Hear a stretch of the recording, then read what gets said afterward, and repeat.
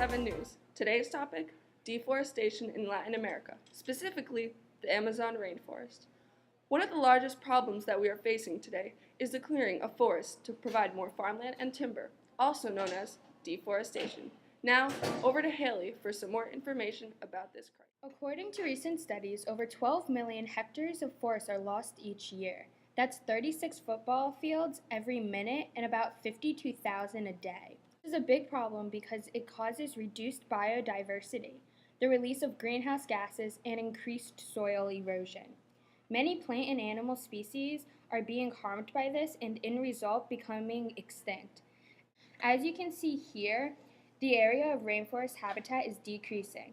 Unfortunately, this problem is being ignored by the Brazilian government, and very little is being done to prevent deforestation. Join us in revealing the reason for this critically detrimental crisis right after these messages. About 30% of all greenhouse gas emissions are released because of acts of deforestation. Many devastating truths are revealed because of deforestation. The rainforests are considered the lungs of the planet Earth, and by cutting down countless acres of them, we are losing so much that contributes to our biome. Thousands of plant, animal, and insect species are lost daily, and we may never find out what significance they had to us and our lives. By now you are wondering, how can I help stop the horrifying reality that deforestation causes?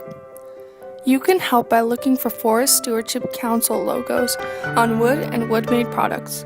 You can also donate to the World Wildlife Fund or the Nature Conservancy Fund or any other nonprofit organization as well. Together, we can help save the world's rainforests, one step at a time. There are 5 main reasons that deforestation occurs: agriculture, urbanization, transport, industries, and fires.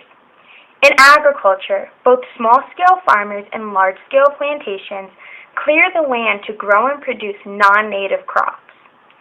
The next cause is urbanization, which is the clearing of land to make more room for houses and businesses. As the population increases, more and more rainforest areas are cleared to make room for towns and cities. Transport is another cause. Rainforests are cleared so that room can be made for roads and railways so that transportation of resources is less of a hassle. Industries, such as the logging corporations, make much of their profit by cutting down timber. Fires are another cause, slash and burn agriculture being the most common form. This has been Haley Weiner with Channel 7 News. Thanks, Haley. Now over to Nikki, our field correspondent, who is currently collecting data in the Brazilian Amazon rainforest. Thanks, Eva. I've been stationed here in Brazil for about a month now, and I've had the wonderful opportunity to research a plethora of flora and fauna in this area. Unfortunately, deforestation is the leading cause of the extinction of many of these species.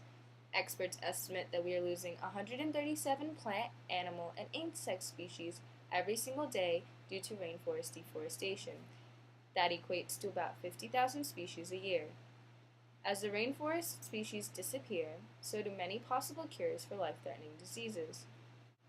Many of the most common products we use come from the rainforests. Things such as fruit, rubber, and coffee are all objects that are produced in this diverse ecosystem. At least 80% of the developed world's diet originated in the tropical rainforest. Its bountiful gifts to the world include fruits like avocados, coconuts, figs, oranges, lemons, and grapefruit, vegetables such as corn, potatoes, rice, winter squash, and yams, and spices like black pepper, cayenne, chocolate, cinnamon, and cloves. There are also nuts including Brazil nuts and cashews. Without the rainforest, none of these would be available to us. The rainforest also contributes to use medicinally. Currently, 121 prescription drugs sold worldwide come from plant-derived sources. While 25% of Western pharmaceuticals are derived from rainforest ingredients, less than 1% of these tropical trees and plants have been tested by scientists.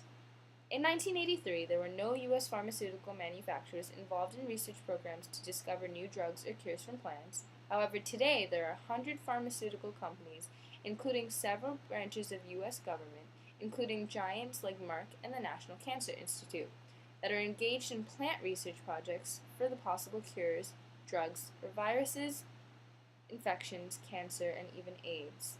The U.S. National Cancer Institute has identified 3,000 plants that are active against cancer cells. 70% of these plants can be found in the rainforest. 25% of the active ingredients in today's cancer-fighting drugs come from organisms found only in the rainforest. Although there has been much rainforest destruction occurring, there has been some actions taken to save these diverse ecosystems. Experts agree that by leaving rainforests intact and harvesting its many nuts, fruits, oil-producing plants, and medicinal plants, the rainforest has more economic value than if they were cut down to make grazing land for cattle or for timber.